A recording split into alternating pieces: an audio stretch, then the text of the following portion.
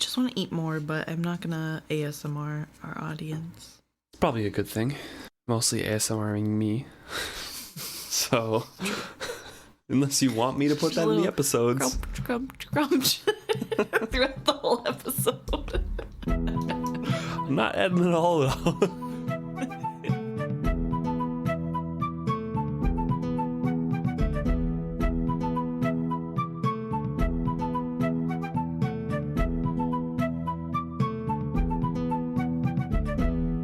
Welcome back to another episode of Is Fitz Happy? I'm Luke. And I'm Emma.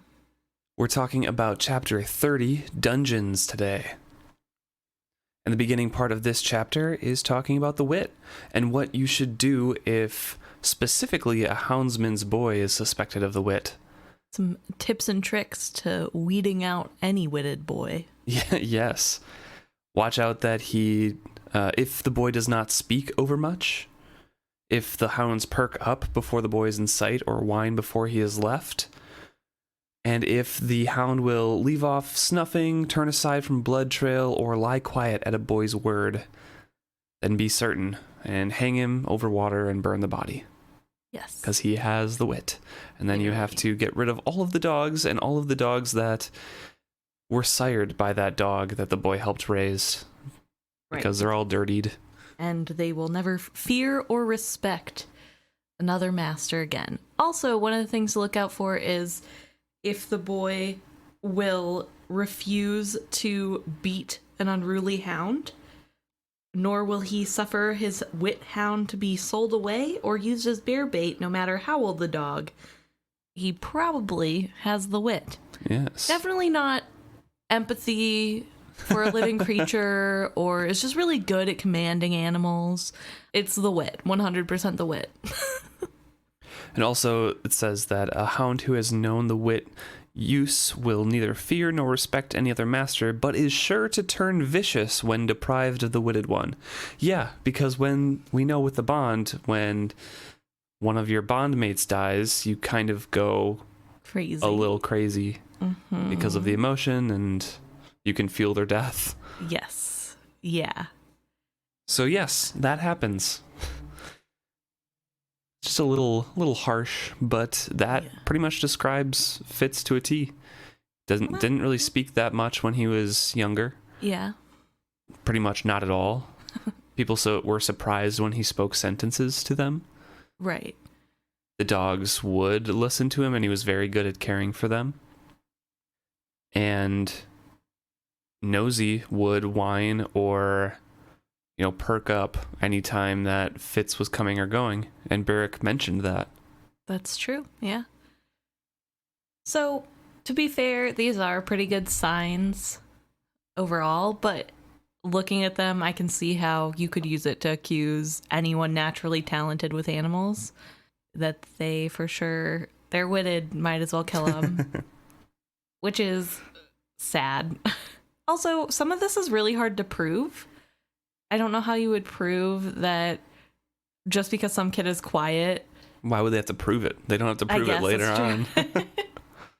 It's just, I don't know. I feel really bad for people that have wit magic. I can see how it would be very scary and why Burek has such an aversion to letting Fitz just use it willy-nilly. It's very clearly a very serious offense in this area. Yeah, particularly because of the piebald prince, that whole story. And it ends this little paragraph by saying that anyone who is witted would never be loyal to their master, only to their wit hound. So it's just an interesting, peek into the mindset of non-witted people of, not only is the animal useless because it's only loyal to this one person, but the person is useless because they only care about their animal and would put the animal above their own master, which kind of just sounds like an animal-friendly person in some ways. But yeah, I just feel bad I feel bad for the witted people. Then call them the old blood, Emma. Don't call them that slur. You're right, I'm sorry. Old blood. We join Fitz back in the cells, in the dungeons. He's waking up, he's disoriented. He has none of his wounds tended to, and he is exhausted from his adventures fighting, running through the halls, and the Karaseed cake crash, the drug crash. So he's exhausted, and he says, other than that, I was fine. I told myself this a number of times, ignoring the trembling in my left leg and arm. I opened my eyes. That's where he got cut multiple times. Yes. And he notices, as after he opens up his eyes, that he is in the dungeons. And he's slowly coming to consciousness and trying to clear out his mind because he's so disoriented of what has happened. He was hit on the head multiple times to knock him out. He briefly reaches out to Nighteye's, but he says the illusion of safety was as much as Nighteye's could offer me. So weak I was that even his thoughts to me seemed misty. Safe. That was as much as he could convey. Yeah, so he's not doing so hot. I guess you could say that, yeah. He's in a pretty bad state. He is not doing well. Nobody has looked after him. He's been given no medical attention at all, which is a little surprising. I know there's like a lot of confusion as to what happened the night of the king's death. Yeah, but is it surprising with Regal in charge? No, but you'd think he grew up there. You'd think there would be somebody who could get in there and help him or something. Yeah, but the king in waiting has his inlander guards guarding the prison and has claimed and accused Fitz of killing the previous king. So True. Why would they afford him medical treatment? That's fair. It's just sad that, I don't know, the bravest person in the castle is Patience. Not that makes it sad, because Patience is a pretty brave lady, but like sad in that nobody else could find the courage. I don't know. I'm sad for Fitz. So he tries to call out for the guards, doesn't really hear anything, and kind of passes out again. He wakes up to Patience's voice, arguing with the guard that's there. Basically trying to say, like, what do you think I'm going to do with him? I'm just going to talk to him. I'll see to his wounds. You can hang him if you want to him, but you can hang him whole as easily as you can wounded, can't you? Like, just let me in. Let me look after my boy, basically. Yeah. And there's one guard there, and she keeps arguing with him. Fitz is getting up a little bit and trying to get moving because he hears, a familiar voice. He croaks out her name, and she hears that and immediately just starts talking to him, ignoring the guard now. Yes. Fitz, are you all right? Fitz starts coughing after he started laughing because obviously it's absurd. And she kind of word vomits what's going on. Oh, Fitz, the king is dead, she called to me from down the hall. The words tumbled from her in her haste to tell me all. And Queen Ketterkin is missing, and King-in-Waiting Regal says you are at the bottom of all of it. They say, Lady Patience, you'll have to leave now, the guard attempted to break in. She ignored him. They say you went crazy in grief over Verity's death and killed the king and Serene and Justin, and they don't know what you've done with the queen, and no one can find the fool. Wallace, he's the one. He said he saw you and the fool quarreling over the king's body, and then he saw the pocked man come to carry his spirit away. The man is crazy. And Regal accuses you, too, of the low magic, of having the soul of a beast. That's how he said you killed the king. And all this time, the guard is just interrupting and trying to interject, like, hey, you can't do this. And then finally, Madam, you have to leave now, or I will have to have you taken away. Then do that, Patience spat at him. I just dare you to try. Lacey, this man is bothering me. It's kind of comforting, I think. It is. It's just the typical bickering that you get in the Patience scene. Yes, basically. And it's so Patience that it makes this foreign place that is scary a little bit more normal almost for a moment as you're reading it, because there's comfort in knowing that Patience is just her usual self. Things can't be that bad. We come to learn that this is kind of an act because things are in fact that bad. But I think it almost is like a fake out of like, oh, okay, well, Patience is here, so don't be too freaked out. Right, yeah. The mother is in the story again. And so eventually Lacey kind of unhands the guard from touching Lady Patience and trying to escort her out, and the guard just gets like, okay, hey, please don't kill me, and just goes to find the other guard and leaves him alone down in the dungeons. Right, because Patience points out that they're not leaving unless they're dragged out, and he can't drag them out without leaving his post. So he's got to do something. And Lady Patience hurries up to the bars after the guard goes away. Which Fitz finds funny because, of course, the guard expected her not to go towards Fitz, and he couldn't believe that he trusted her to stay still. And so they have a conversation. She asks how Fitz is really doing, and they have a pretty frank conversation here. Fitz asks how the castle is actually doing, like what's really going on, and she said it's pretty much a huge mess. The Queen's Guards got in between the Buckkeep guards and the Inlander guards to separate out the fighting, and it wasn't just soldiers who were getting in that big brawl. A lot of people have black eyes and limps that are walking around still, so like we said last week, people got their licks in. People who were bothering them. It's still really tense around there, and she does mention that no one amongst the guests took serious harm.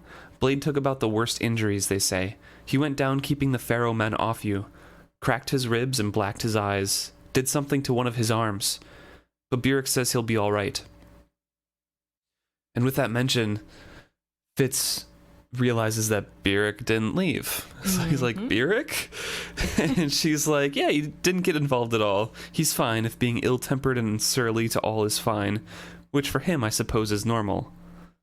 My heart thundered inside me. Byrrc, why wasn't he gone? I dared ask no more about him. One question too many, and Patience would get curious. So, and Regal, I asked? And she continues on saying that Regal's basically just kind of mad that he doesn't have an excuse to leave Buckkeep anymore because the king was his excuse before. And so now the coastal dukes, are pretty much demanding that he stay there because he doesn't have an excuse to leave inland anymore, like stay and defend, or appoint someone that we approve of to man this keep. So they're kind of forcing his hand and taking advantage as best they can. Right. And Regal offers up his cousin, Lord Bright, from Pharaoh, to which no one is happy. Right. And so Patience makes the comment, now that Regal finds himself suddenly a king, I do not think he is enjoying it as much as he expected to. Which I think is true. I think, especially this chapter, we see Regal kind of dealing with the reality of being king and not just the idea. Even though he's still king in waiting, it's a lot of politics, which he getting knows. Pulled in different directions. Yes, which he knew before, but I don't think he realized that, yes, the king is the most powerful, but the king still has rules that they have to follow, and there's still boundaries set in place so the king can't overstep. It's not as simple as just a dictatorship. Right. I feel like Regal is thinking that only those rules apply when the coastal dukes are there, though. So he's just like waiting out for them to leave, and then he'll be back to normal. So I think that's why he's kind of miffed about everything. He's like, I'm king of everything, but these guys also have a lot of power and soldiers here, so kind of have to play their games, and I'm not officially crowned yet, so... Right. No, it's definitely an interesting little dance we get to see play out throughout this chapter. Also, I do want to touch on the fact that Blade is the person who took Fitz down. Yep. And Fitz said at the end of last chapter he does not know who knocked him out. It's pretty safe to assume now that it was a Pharaoh soldier. Yeah. And a lot of them. Yep. They didn't stop once he was unconscious, which is... And Blade, I'm sure, was still bear-hugging Fitz the whole time. Yes. I think Blade... Obviously, Blade was not trying to harm Fitz in this. I think he was trying to de-escalate the situation and underestimated how much the Pharaoh people actually would continue to try to hurt Fitz. Yeah, he was policing the situation. He was just going to detain the people, separate the fighters, jail a few of them, and get to the bottom of the situation. Right, but if you ask me, he should have gone after the Pharaoh people first, because that would have de-escalated a little bit quicker. Yeah, probably. But, you know. But alas, I was not there to give my advice, so. Patience goes on to explain that Regal eventually resorted to breaking down the queen's doors with axes to find that she was gone from inside. And no one knows where she went. And Regal is accusing pretty much Fitz of having them turn up missing and probably being dead. Yes, he is going with the story that the queen in waiting and her child are dead. He also speaks wild charges of beast magic, saying you have slain the king with your wit. All demand proof for his claims, and he keeps saying soon, soon. No mention of searching the roads and byways for Kettricken then. I had gambled that his skill spies had not found out the whole of our plot. But I cautioned myself, if he had sent out searchers, I doubt they were ordered to bring her back alive and safe. He asks after Will, and she has to get reminded who he is because he's very nondescript. Mm-hmm. But she hasn't paid attention to him. She hasn't seen him around at all. Which doesn't necessarily mean he's not there. Right. I think we find out later he does get sent on, because Fitz hasn't seen him for a while. Isn't he in Tradeford or something? Maybe. I feel like he gets moved about a little bit more. And that's why he wasn't joining Serene and Justin. I could be wrong, though. And so he asks Patience, like, does anybody else know you're here? Like, what's kind of going on with you? Are you all right? And Patience goes into her hall. It was very difficult to get you here alone. Lacey had to, lure one guard away, and then we had to deal with that one and everything like that. So she has a little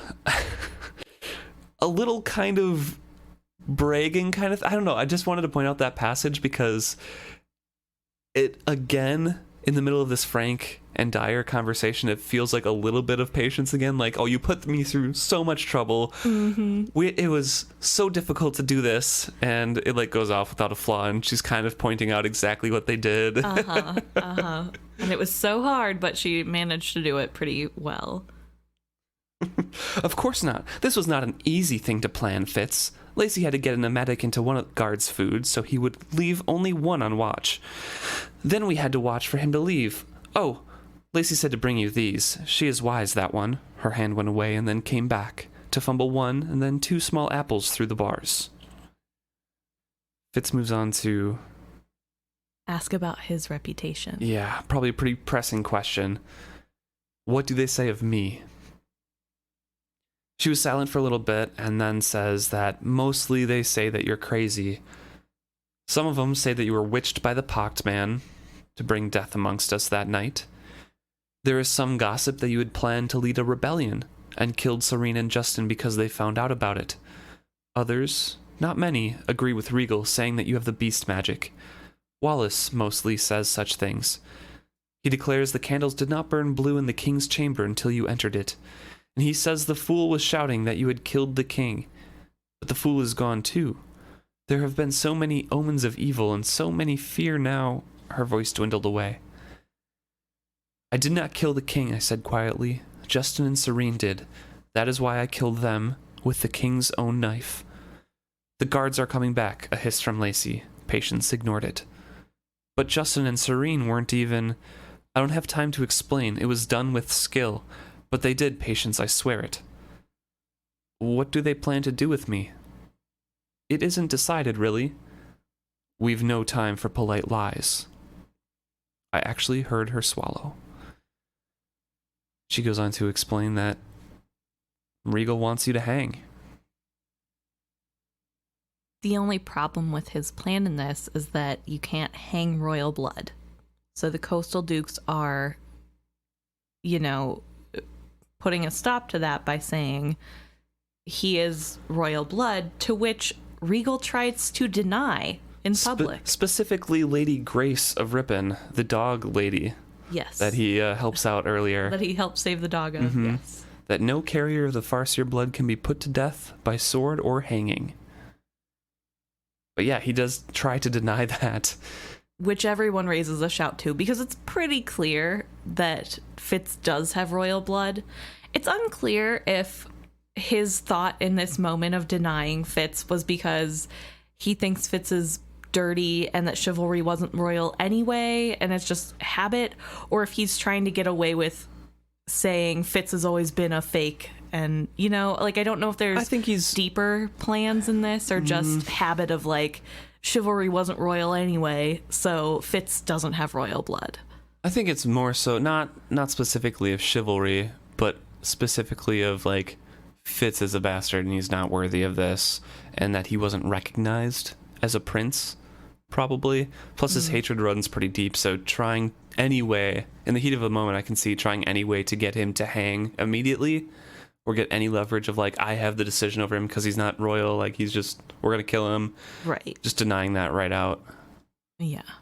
But I didn't see anything deeper in that specifically. I would just wonder, it made me wonder what his thought process was behind trying that in front of people who knew his older brother and know Fitz. Like, it just seems so stupid. But sometimes Regal just acts on instinct and then fixes as he goes. Yeah. He doesn't need to have a plan, I guess. But it is interesting that the talk is that Fitz definitely did something. I mean, they all witness him murder Justin, sorry. They all witness him murder Justin. So something happened, but nobody's really sure what.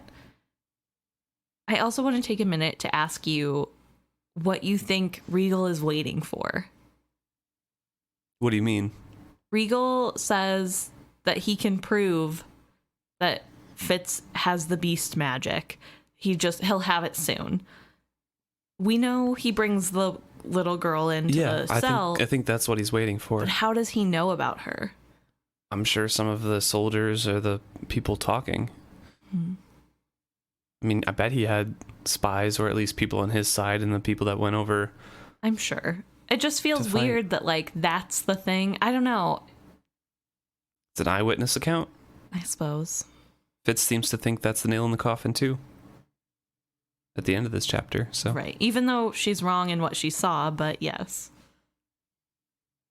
But this is a very hard thing for patients to talk about. She tried to gloss over it for Fitz's sake, probably so he wouldn't be so scared. He is still young, and this is the serious thing that's his going mother. on. Yeah. And she doesn't want to see that happen. It's probably a little bit of delusion on her end, too, that maybe if she doesn't say it out loud, it isn't real. Trying to protect him and Yes. protect her. Yes. I will do what I can for you, she whispered. She had tried so hard not to let any fear come into her voice, but now it broke on those words. And then she was gone, scolding at the guard like a jaybird all the way, as Chester or whoever escorted her from the cells. He grabs the apples and eats all of the apple, including the stem. Yeah. Just so gross. I guess if you're hungry, but ooh. And he calls out for the guards for food and water, but they ignore him. And he gets Nighteye's in his head. Where are you? Beyond your reach, my friend. How are you? Fine, but I have missed you. You slept so deep. Almost I thought you dead. And Fitz replies, almost I thought myself dead. That night. Did you guide them to the horses? I did. And they left. Heart of the Pack told them I was a half-breed you had tamed, like I was a cur doing tricks.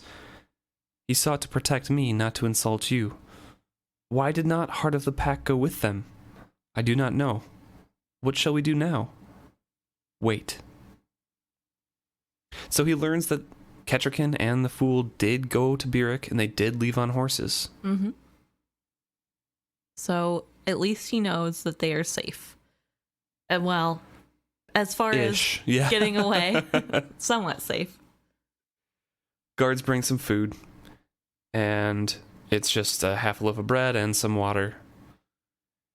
And he kind of contemplates where he's at in the moment after he inspects for poison, the food, and the water. The cells were not far from the wine cellars. I knew I could scream my lungs bloody and no one but my guards would hear. I had explored down here as a boy.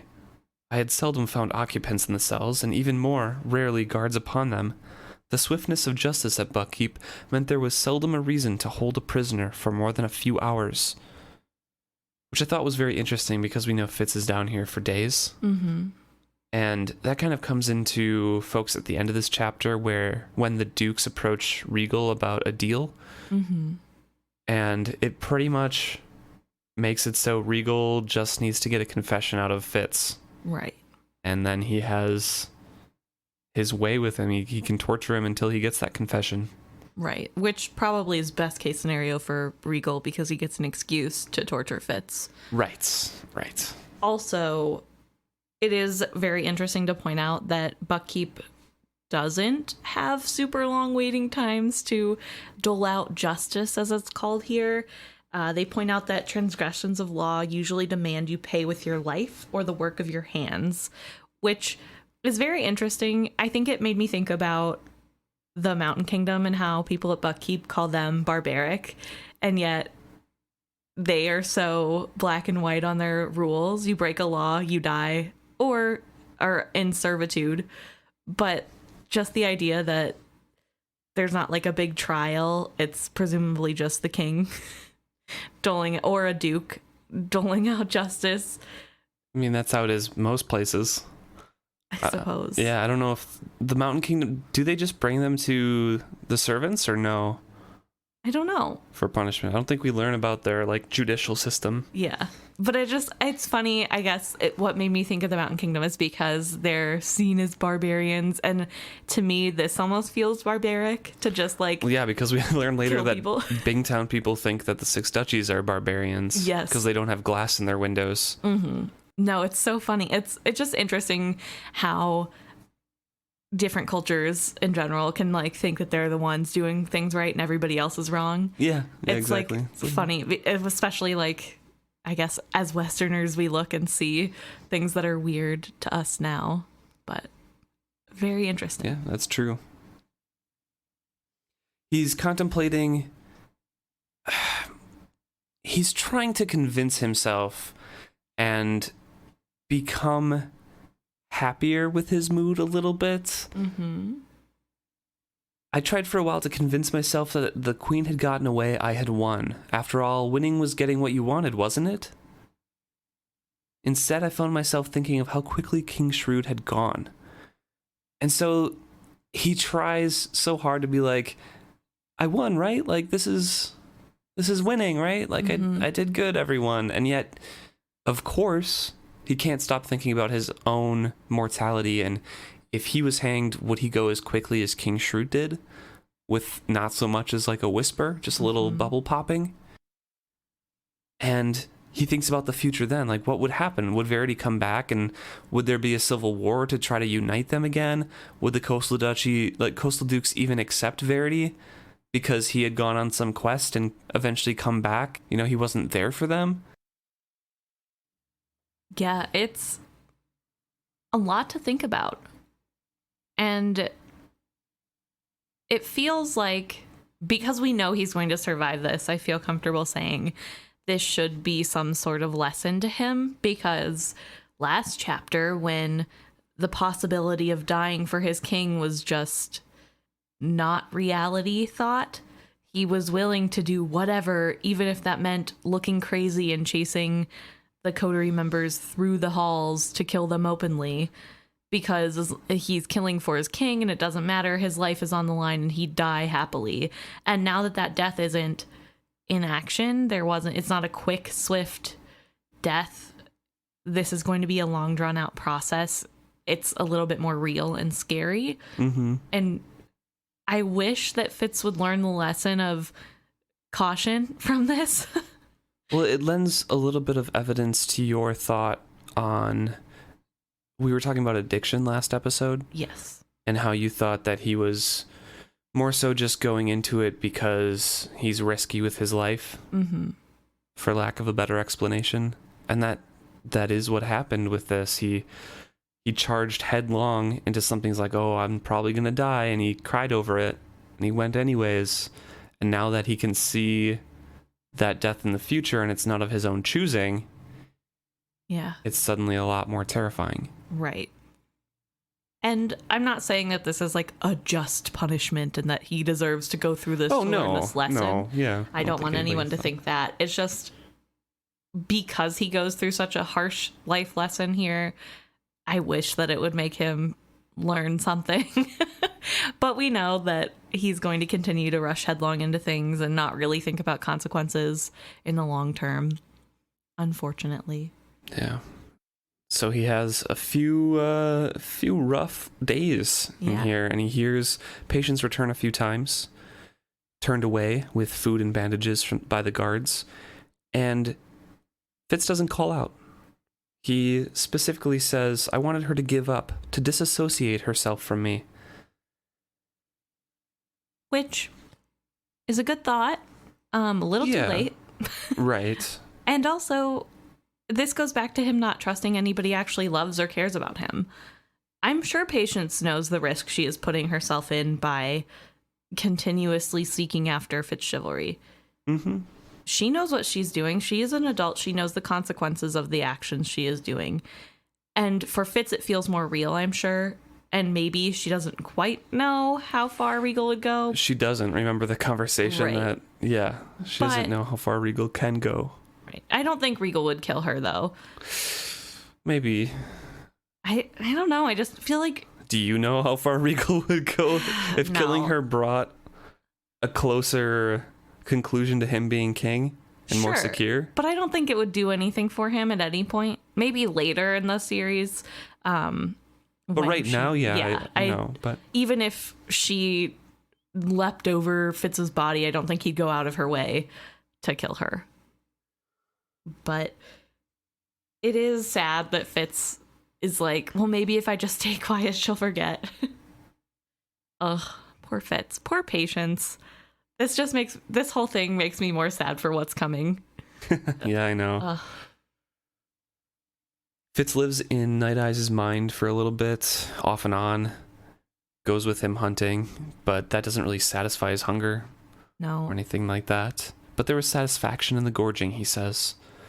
With his senses, I found the weather changing and awoke one morning knowing that a clear winter day had dawned. Raider weather.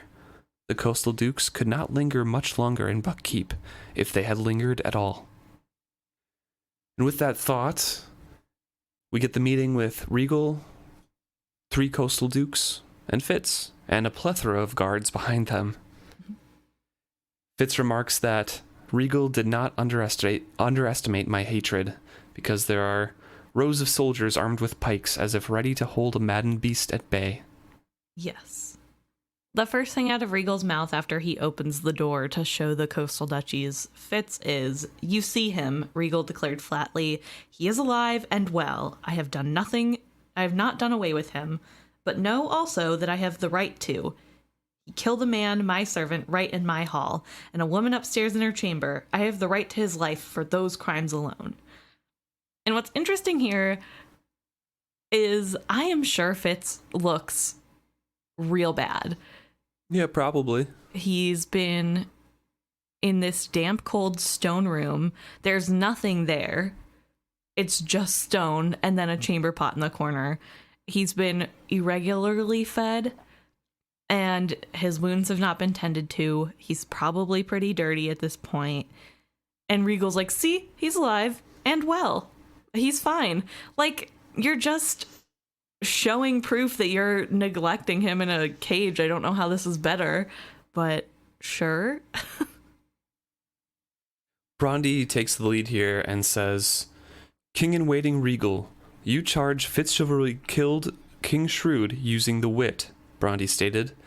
With ponderous logic, he added, "I have never heard such a thing being possible, but if this is so, then the council has first right to his life, for he would have killed the king first. It would take a convening of the council to decide his guilt or innocence and to set his sentence." And that's pretty important, and it is brought up again later on in this conversation, that Regal thinks that, I can kill Fitz no matter what because he killed Justin and Serene. Mm-hmm. But since Regal charged him officially and called it out to everybody with killing the king, that is for the whole kingdom to decide and not just killing Regal's servants. Yes. That is a trial. That is, evidence. Not necessarily a trial, but that is evidence to that fact, and proving that Fitz is witted and that he could kill somebody with that magic. Regal sighing in exasperation. Then I will have to convene the council. Let us get it done and over with it. It is ridiculous to delay my coronation for a murderer's execution. My lord, a king's death is never ridiculous, Duke Shemshi of Jokes pointed out, quietly, and we will have done with one king before we have another Regal king in waiting. So Regal is kind of combative in this conversation. He's just trying to push back, like, let's get it over with. My father's dead. I'm going to be the king. Doesn't matter. Let's kill him, get it over with, and done. And the dukes, of course, are like, Regal, you're a complete idiot and we hate you. We're going through the due process to hopefully get Fitz off the hook here. Yes. And also... Unless he actually killed the king and then he'll hang. Right. Which, obviously, they don't believe he did, or they believe that if he did, it will be very hard to prove. Right. And what's interesting is Fitz points out that Regal doesn't have any sorrow for the death of his father, and there's no respect in his responses to these dukes. And he's at a very dangerous spot because he's still just king in waiting, as Shemshi said. So, I don't know. It's very interesting to see Regal becoming frustrated. We don't know how long it's been since the death of the king. We know it's been at least a couple days. Yeah, but that's what we can guess, at least. Yeah. It could have been weeks. We don't know. Yeah, I really don't think it'd be weeks because Patience was only turned away a few times, and I feel like she would go pretty much every day. Right. So I feel like it would just be a couple days at this point. I don't know if she would go every day. You don't?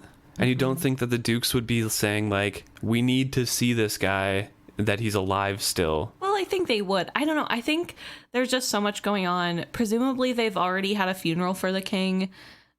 That takes time, and that would probably take precedence over demanding to see Fitz. So yeah, they did have a funeral. They mentioned that. So however long that process takes, we don't know. And that could be several days in and of itself. Like, it's just, I don't know. There's a lot going on here.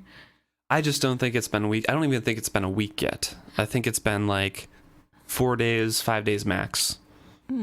I was more willing to think that it had been a couple weeks, potentially, because when he's with Nighteye, he says he feels the season changing, and that feels like not something that happens over 2 days.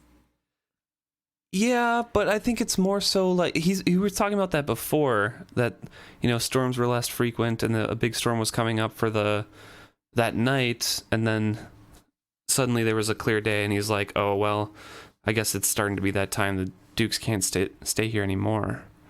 I didn't know if it was like a full season changing or not.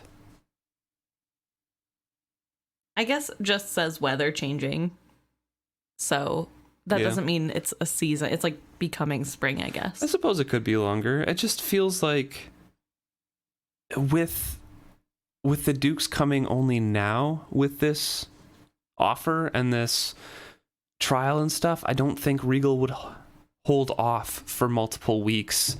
That's fair. Killing Fitz. Yeah. I don't know. It's hard, and it's written to be unknowable because Fitz doesn't know. First person point of view, yeah. Yeah. So. And he literally says in here that, let me see here. So meals were no measure of the day because sometimes he was given them if he asked and sometimes he wasn't. So like he literally has no time. Time passed slowly in that unchanging place. Yeah. There's no light except by a torch that the guards have. So yeah. I don't know. Nothing you can really track. But the Dukes are here now, and they are trying to win his freedom. Yeah, and Brondy points out here that he points out what Fitz is accused of. Your man Wallace said FitzChivalry killed the king. You, king-in-waiting Regal, agreed, saying he used the wit to do it. Many of us believe that FitzChivalry was singularly devoted to his king and would not do such a thing, and FitzChivalry said the skill users did. For the first time, Duke Brondy looked directly at me. I met his eyes and spoke to him as if we were alone. Justin and Serene killed him, I said quietly. By treachery, they killed my king. Silence, Regal bawled. He lifted his hand as if to strike me. I did not flinch. And so I killed them, I continued, looking only at Brondy, with the king's knife. Why else would I have chosen such a weapon?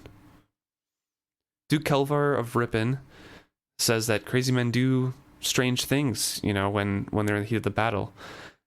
And Fitz says, like, I'm not crazy. I was as sane as I was when I fought outside of your walls at Nipe. And that kind of does sway him, being like, yeah, he is a berserker when he fights, some people have said.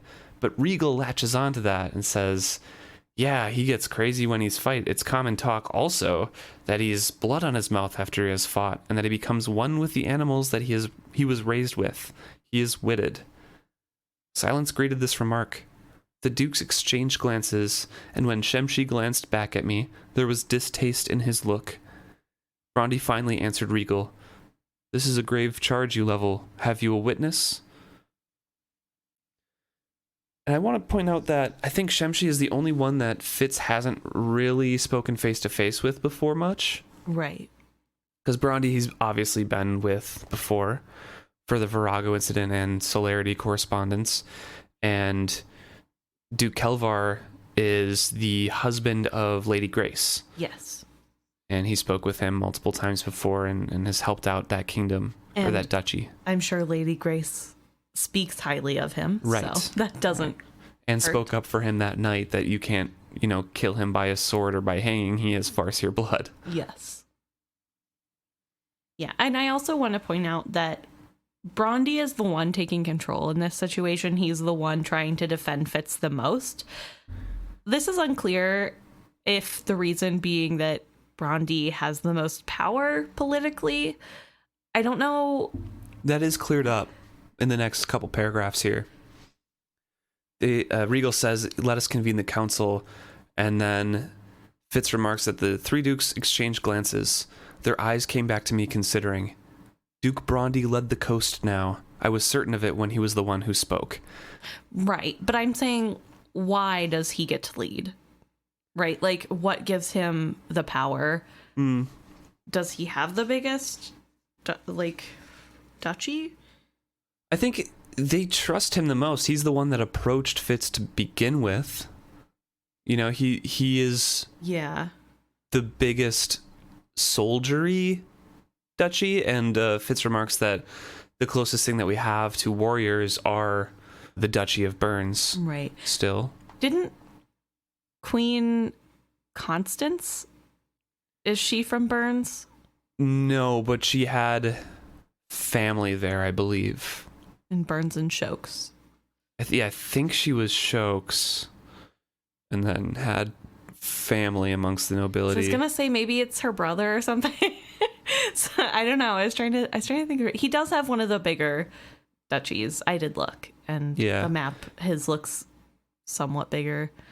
But I think it's because he has the most ties to FitzChivalry and probably vouch for him the most. True. He has the most glimpse into the inner workings of who he is as a man because of his correspondence with Celerity and talking with him as an adult rather than Fitz just tagging along as the dog boy to Duke Kelvar's place, or being an unknown soldier who came and fought. Right. And here's another question that popped into my mind. Do you think he is so steadfast in his devotion to Fitz at this moment, even with the wit accusation, because he knows about his daughters? Like I mentioned before, I think they have... I don't know if he knows about his daughters. I don't know if his daughters know that is the wit, or if they're, what they're fully capable of right now. But I feel like since they're more remote, they would have more of a tolerance for that because, the central way of thinking wouldn't have affected them as much. The piebald princes, whatever, wouldn't have affected them as much. Right.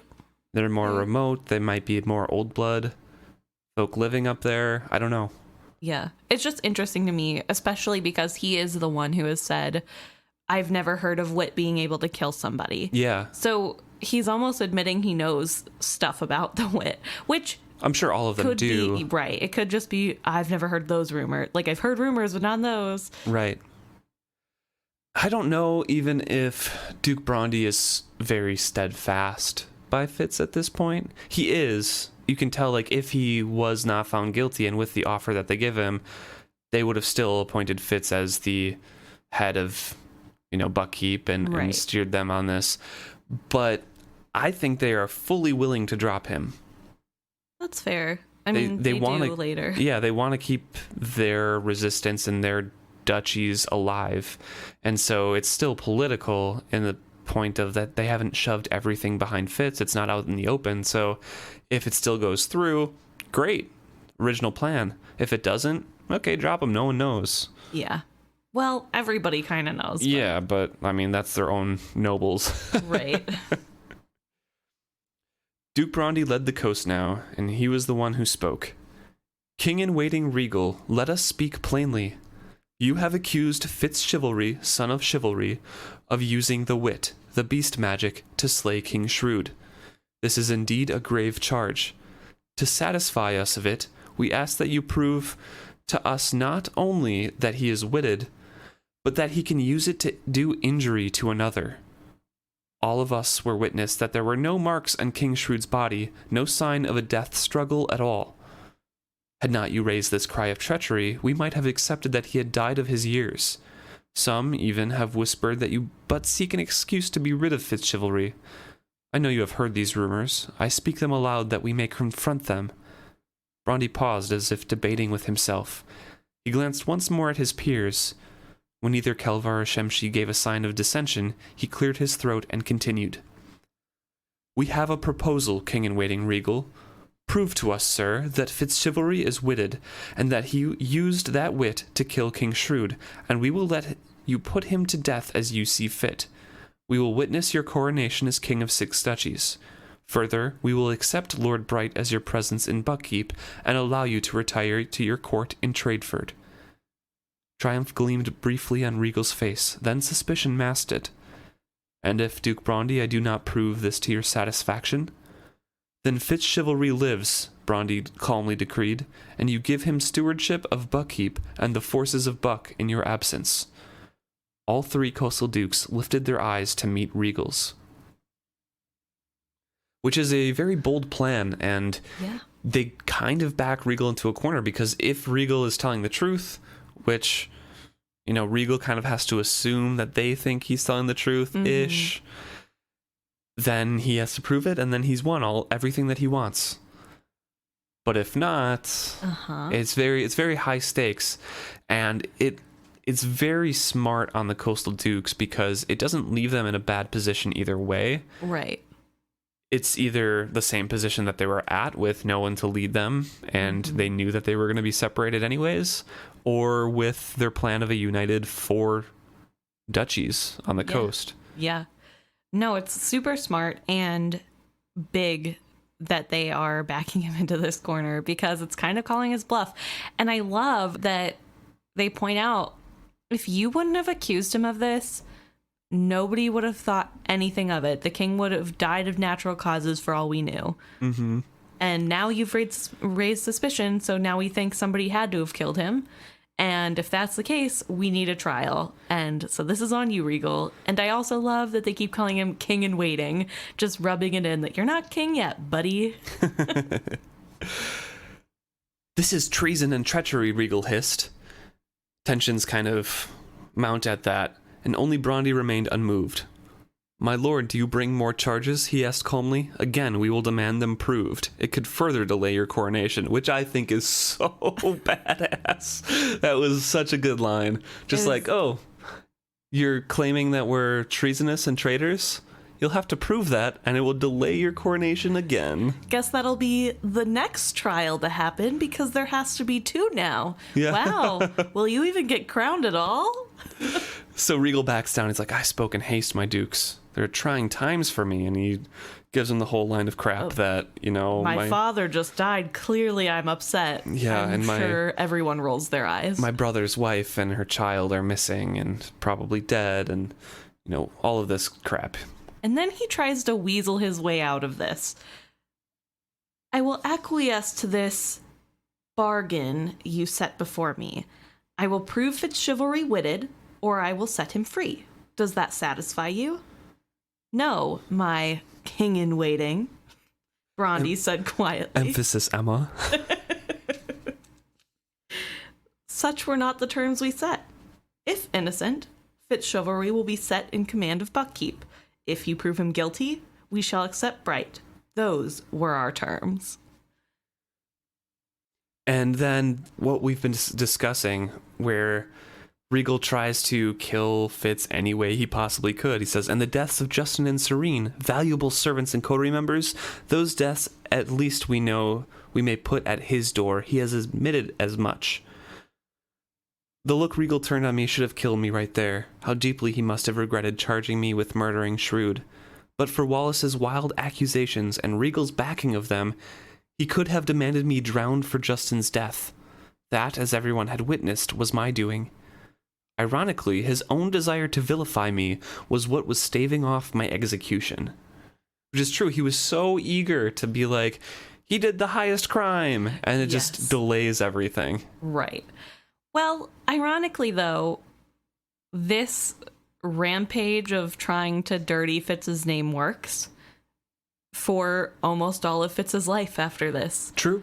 The reputation sticks, and people do not look kindly on him or his memory for a really long time. And I feel like that's partially because the trial, or like the council, is never convened, and that never happens because Fitz quote unquote dies before that. Yes. And so he dies in the cell, so it's never resolved, it's never an official, he didn't do this.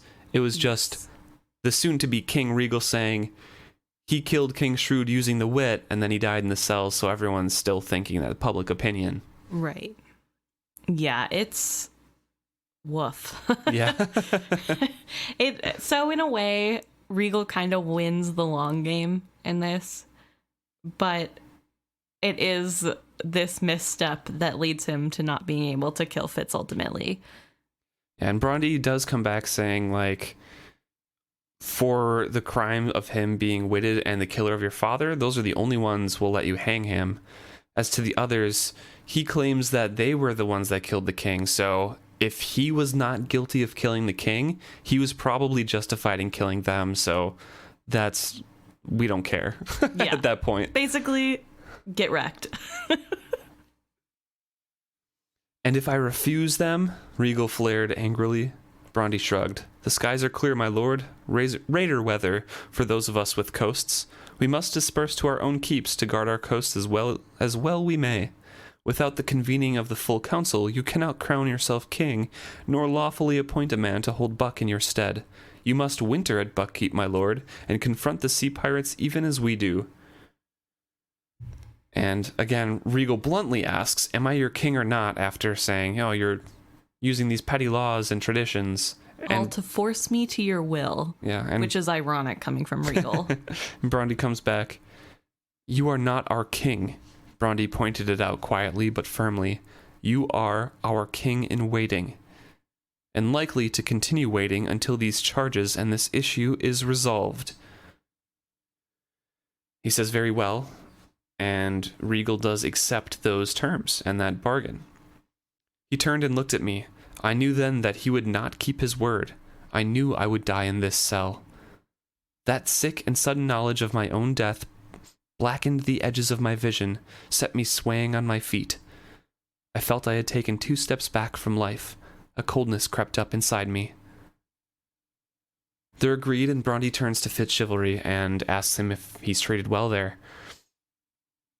He takes off his cloak and tosses it to Fitz, and under that weight, Fitz kind of falls back against the cell. He's pretty weak at this point. Fitz says, water, bread.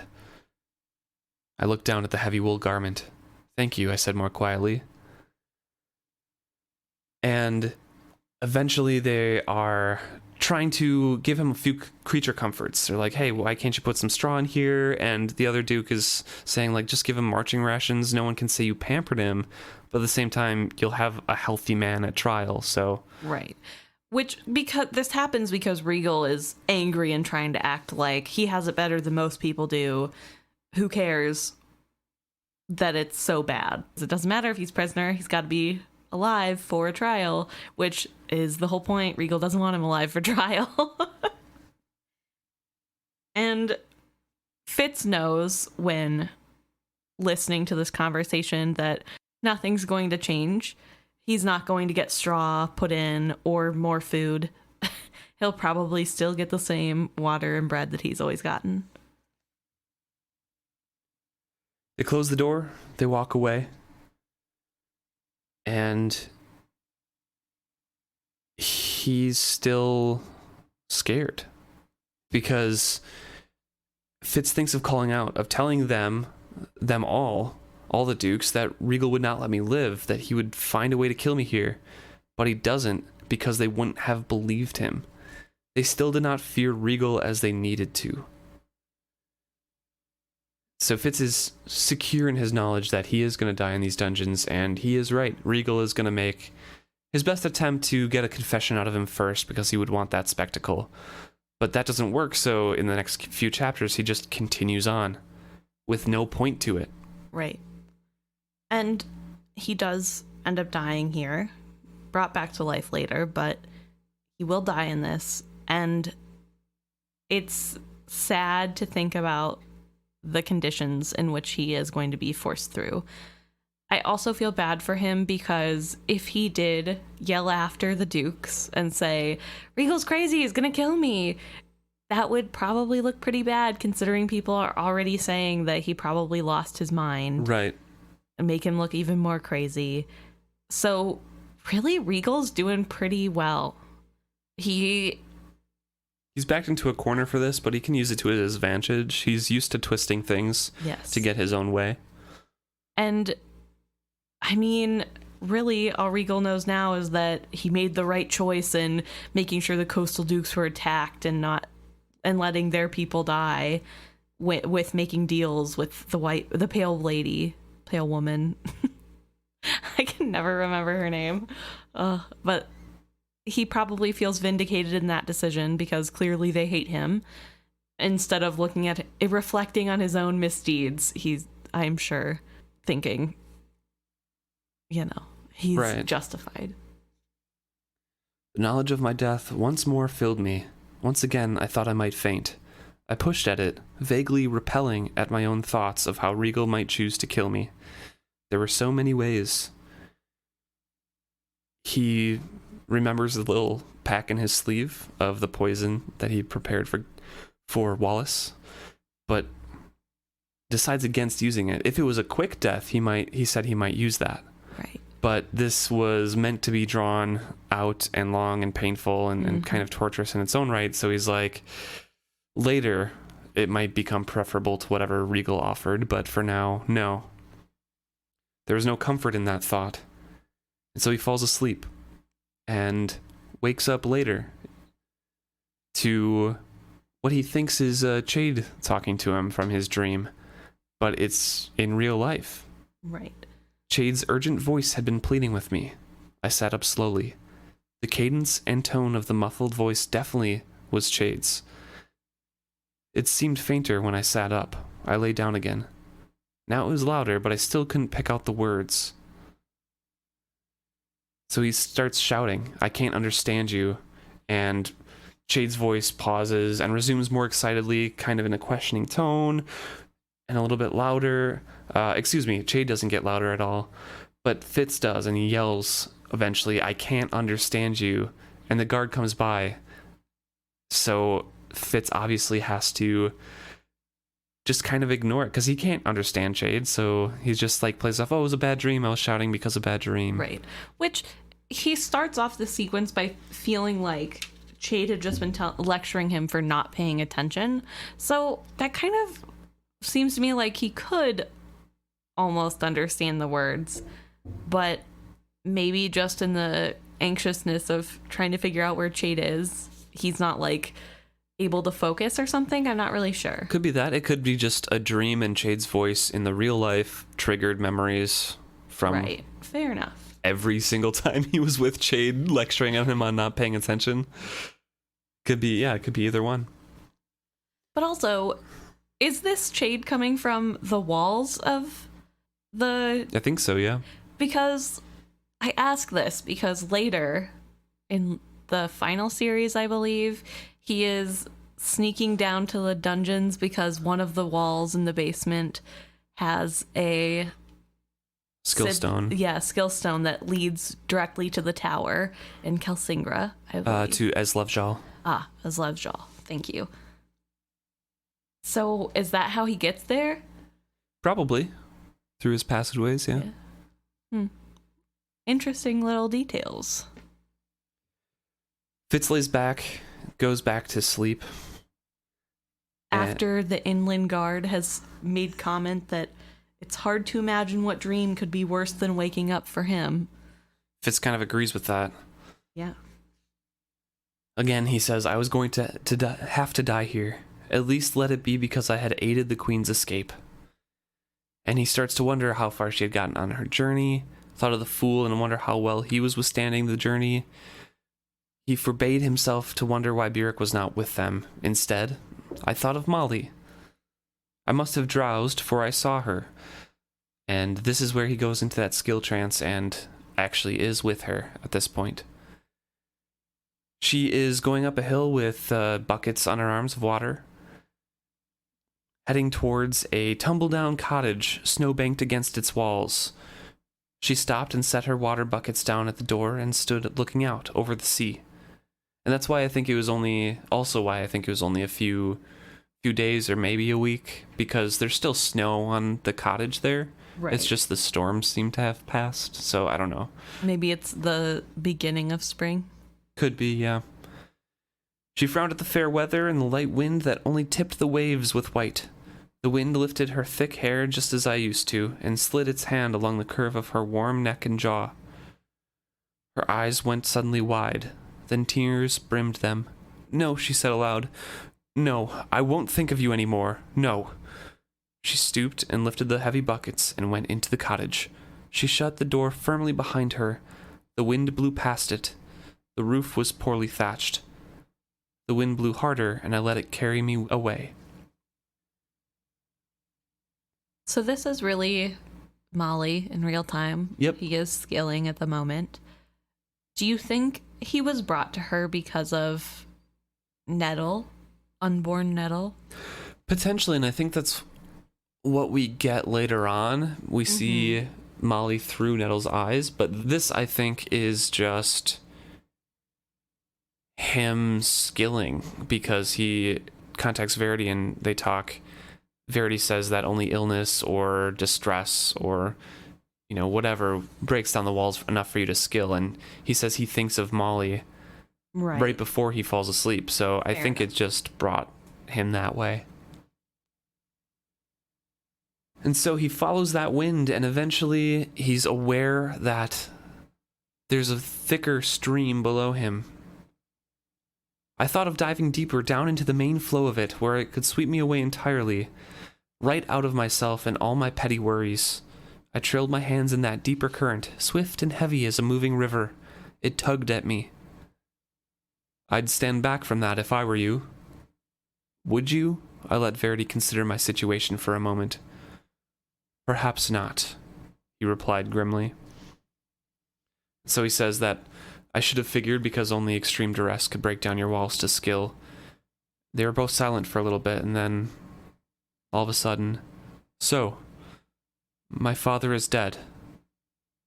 Justin and Serene. I should have guessed somehow. His weariness and dwindling strength. Those are the hallmarks of a king's man drained too low too often. I suspect it had been going on long, probably since before Galen died. Which I highlighted because we had questions on when that did start. Right. And I kind of wavered back and forth. I'm like, it could have been going on for a long time.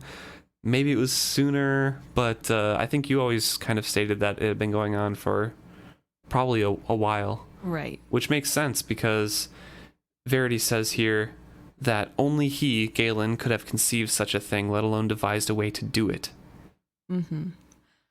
I think that the reason I've been so adamant that it had to have been going on for so long is just that it would make sense for Galen to have started it and taught the people. I don't think that's something that Justin and Serene were smart enough to figure out on their own. But I think Galen was better at hiding it and not taking as much as quickly, and especially if two people are the ones. Right. And they seem to be very greedy for skill. I almost think of skill as like in a video game where you have like a energy bar. If it's something that like can be depleted and then refills, and maybe Are you thinking of Zelda right now? I am thinking of Zelda, but I'm just thinking because it seems as though, I mean, you always have some, and once you're done, you leave this world. Apparently, that's what happened to King Shrewd, it seems. But also, a king's man can be depleted low too often, which has the idea of like your energy gets to a point and then you have to stop and then it'll recharge or whatever. Right. Because it uses your body's strength as well, it seems. Right. Because as we see with Verity's explanation, weariness and dwindling strength. Mm-hmm. So obviously the skill has something to do with your actual body's function as well, which is really interesting with if you consider those who don't have the skill at all or any, sensitivity to the skill. Do they still have the skill in them technically? Is it just like blocked off from everything or what? Because I don't know, it just brings up that really weird conversation again. Right. Of that we don't know the origin or what it does or what it is technically. Right. It's the Rumpelstiltskin of magic. It all comes at a price. So Verity goes through that explanation of, well, Fitz first says, like, there's another one we have to fear. Will's out there still. Right. And Verity goes through the whole explanation of what we've been saying the whole time. Like, oh, it would make sense. We're all fools. They delayed the messages. They've been in Regal's pocket the whole time, blah, blah, blah. They obviously figured out our trick that you could skill, and that's why it was only successful the first couple times. And they were spying upon those conversations the whole time through the king. Yes. And Fitz refrains of thinking about Kettrikin safely on her way to the mountains because he doesn't know if they're still being watched. So he says, there is still Will and Burl and Carrad. We must be circumspect, my prince.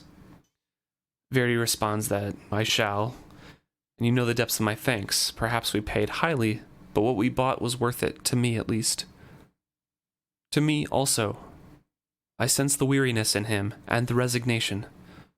Are you giving up? Not yet, but like yours, my future does not seem promising.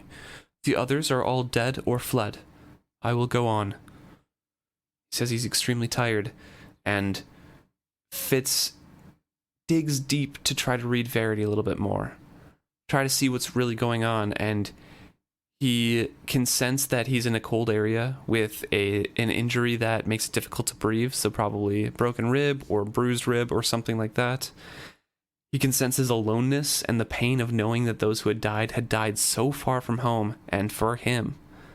Hodd, I thought, my own grief echoing his. Cherim, gone forever. And something else. Something he could not quite convey. A temptation. A teetering at the brink. A pressure, a plucking very similar to the skillish plucking I had felt from Serene and Justin. I tried to push past him to look at it more closely, but he held me back.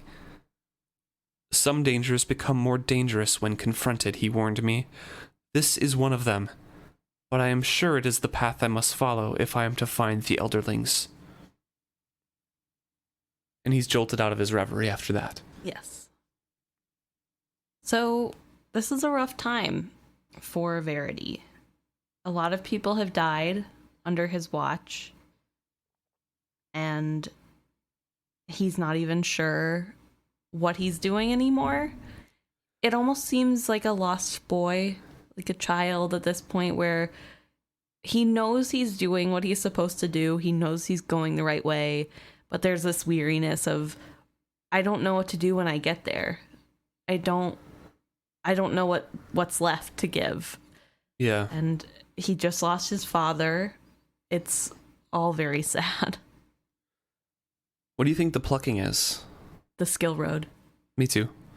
I think it's that dangerous temptation to dive into that because it's a personified skill river, basically. Mm-hmm. It fully distracts Fitz because he's not trained for it at all, and pretty much puts him into a trance, but Verity knows what to do to guard against that a little bit more. And he's a little bit more wary and skilled in those things, and I really think that's the temptation as well. Right. Well, we know that the skill feels good when you use it. It's like a drug.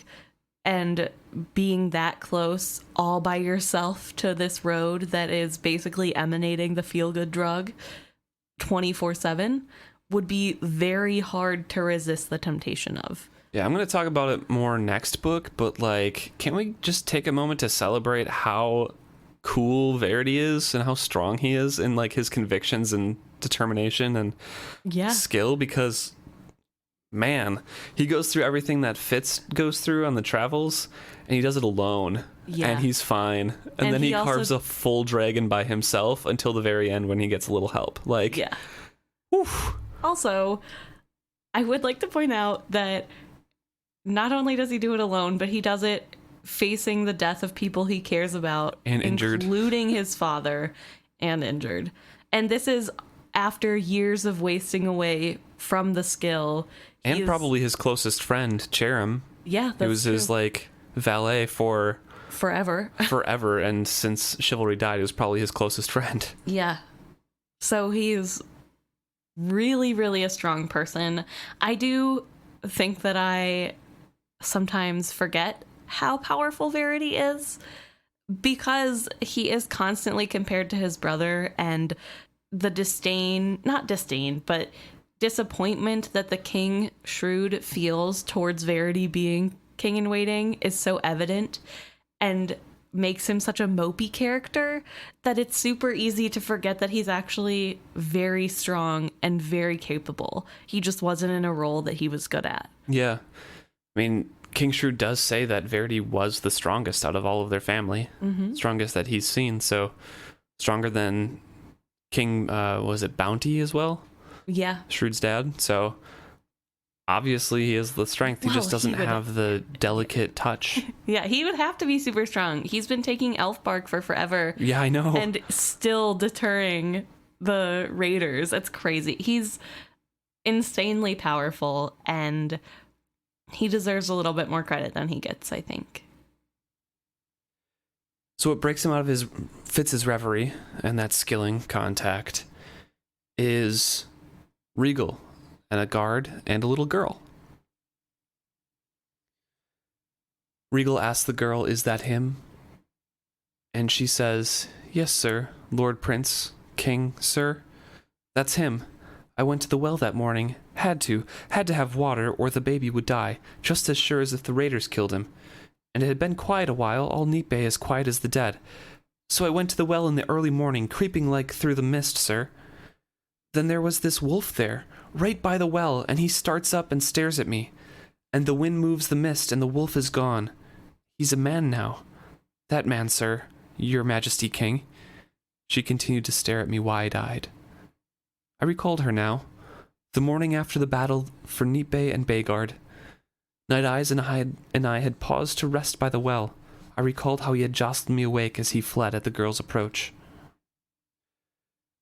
And so we went over what that girl probably had seen before as well, and she repeats it here, that it was just kind of bad timing and bad circumstance, and probably in shock from the battle and everything and desperation, that she saw a wolf running away or getting up and looking at her, and then just Fitz there because Fitz was hidden by the well. Right.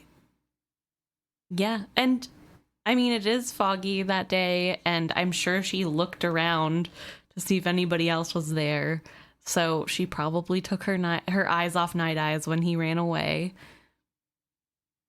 So it's just really unfortunate. I still don't understand how one little girl, a child, could be evidence. All Fitz has to do is pretend like he's never seen her before. Well, Regal also makes mention of, the soldiers who can attest to the wolf prints being where he fought that night, and the bite marks in the wolf prints by the forged ones in the forest, and all those sorts of things. So there's a bunch of circumstantial evidence, plus an eyewitness account would probably be enough. Right. But you think that he would need like a stronger eyewitness account? I don't know. Like, that's why Fitz also says that now he's just going to torture me for a confession and then it's over. I guess, yeah. Because he has enough outside evidence, as if he gets the confession, that's it. Yeah, true. So Regal says you're a brave girl, and she walks away with the guard, and Regal stands alone in front of the cell and does his best evil monologue, his villain monologue. After being scared by Fitz, who comes up to the door and looks down at him through the bars. To which Regal takes a step back.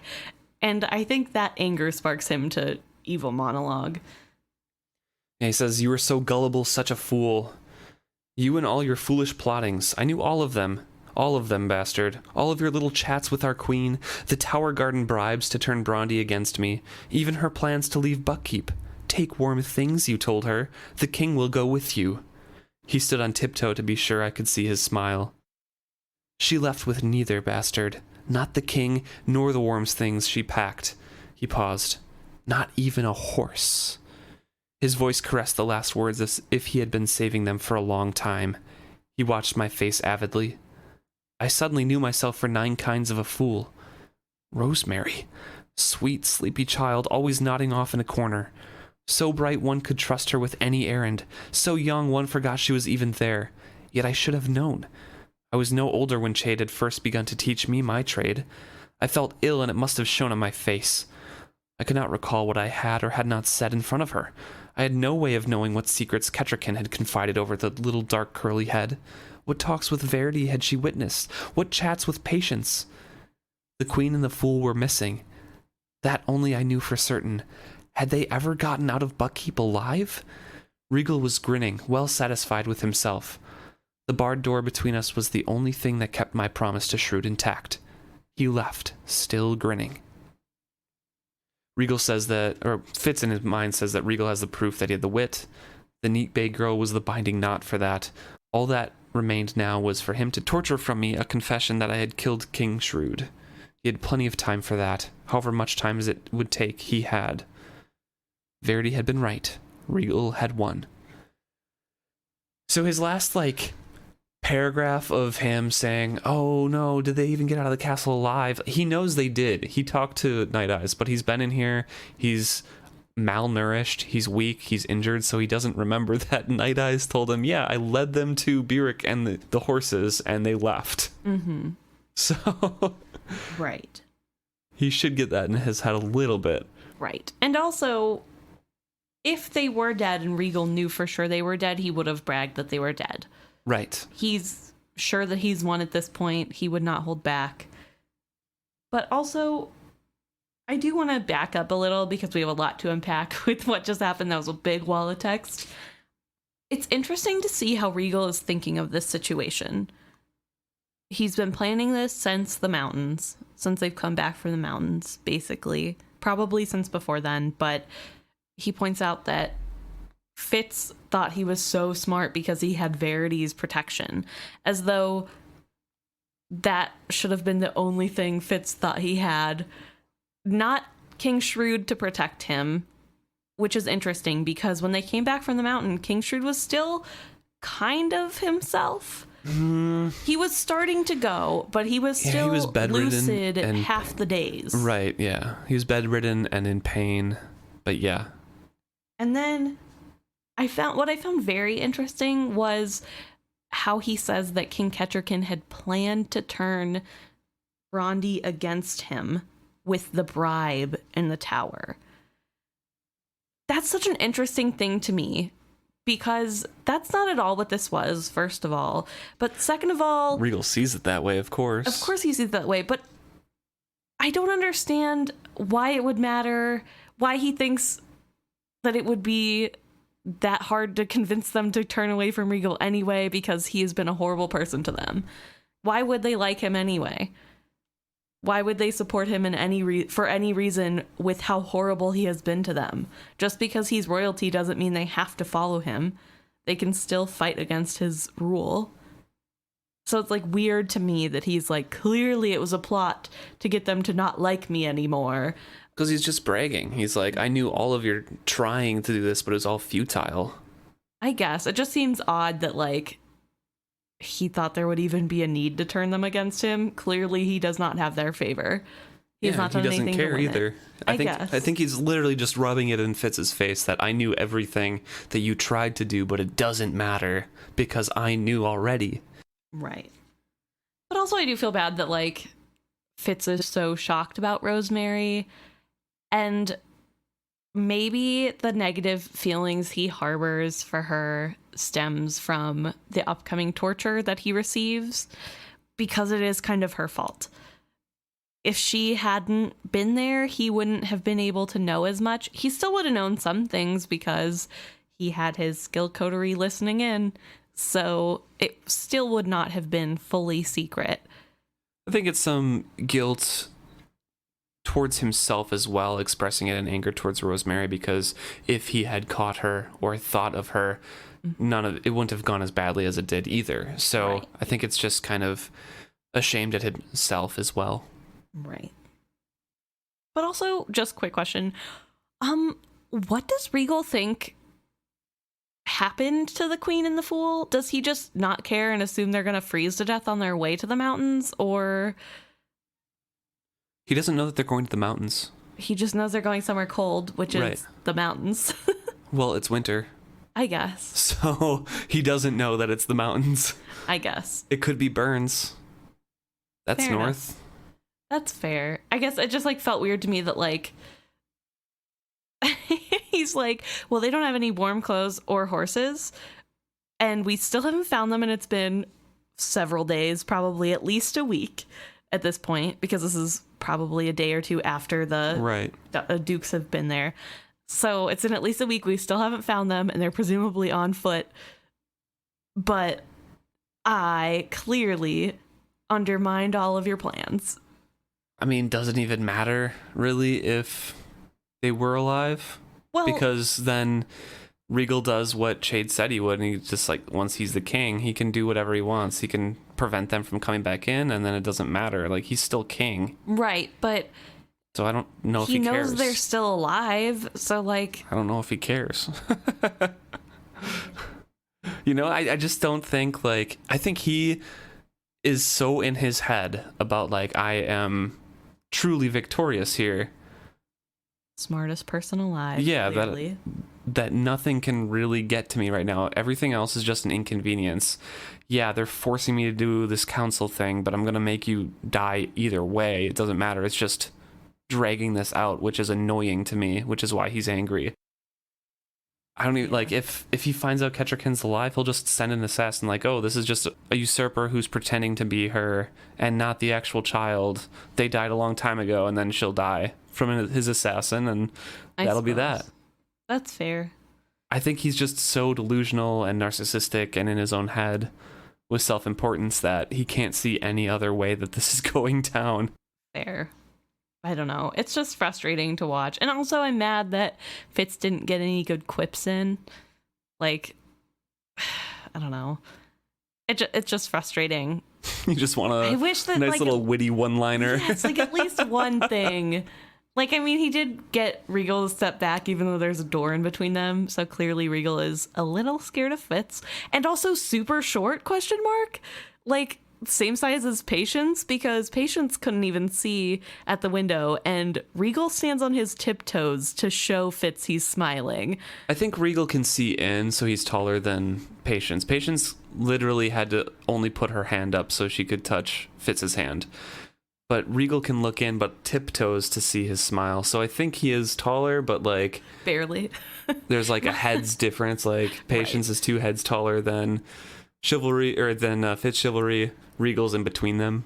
But they always mention that FitzChivalry got Chivalry's height, so I think Chivalry was very tall. Right.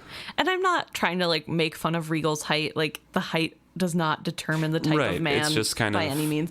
But it's, like, a funny visual. Yeah, a funny visual that Regal's trying to be all macho, and he's still scared of someone with a door and several days of malnourishment in between them. I don't know. I do want to point out again something that was brought up at the end, how Regal says that they were without horses. So Regal did prevent those 2 horses and the donkey going with Beric. Beric was not able to take those in the warm clothes or whatever. But he's also discounting that Sooty and Ruddy were stashed away before all this happened. Right. That Regal did not know of. Beric was still paying bribes to that smithy. So those are the 2 horses that go, and that's why Beric did not go along, because there were only 2 horses. Mm-hmm. So the Fool and Kettricken went alone, and Beric had to stay back. Yes. And we're off. Right. Things are about to get painful. Reading and physically for Fitz. Yes. This is I don't know, the next chapter is literally called Torture, so right. Looking forward to that one. Yeah. These chapters, it's so interesting how the last couple chapters of every book is like pins and needles, what's going to happen next, and a lot of tension building. And this chapter specifically was frustrating to read almost, because I know what's coming, and so I had this like pit in my stomach, like nothing is going to happen this chapter, and yet I know it's coming. And you hear all those plans that the Dukes are making, and like they're trying to wiggle things out and scheme for Fitz to still, lead and everything, and it's not going anywhere. Yeah. And it's hard because they have a good idea, and if Regal was a man of his word and somebody you could like trust at face value, this could have worked. I mean, I don't know, because he still has that eyewitness, which is apparently the nail in the coffin, but I think they could have wiggled out of that one if it weren't for the fact that Regal is willing to do anything. Right. I don't know. Yeah. Well, thank you so much for tuning in this week. We're looking forward to hearing your feedback for the rest of the series here in the next chapter. Please reach out to us, isfitzhappy@gmail.com. You can email us directly at that link or that email address. Or you can message us directly, isfitzhappy at Instagram, or isfitzhappy on Twitter, and we're at facebook.com/isfitzhappy on Facebook. Let us know what you're thinking. We look forward to hearing from you.